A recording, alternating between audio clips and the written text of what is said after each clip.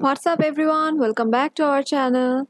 If you are struggling to set the paper size in default in Word, you are in the right place because today I am going to show you how to set A4 paper size as default in Word.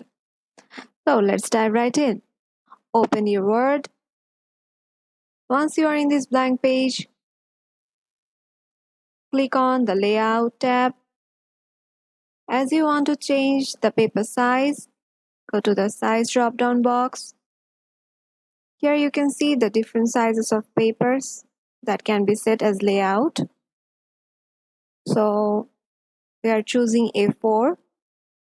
Click on A4. And yeah, the size is set as default in Word as A4.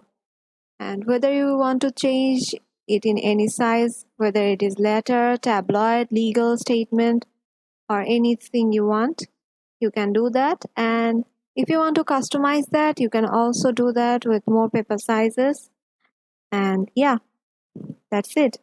You have just changed your paper size to A4 in default. That's it for today.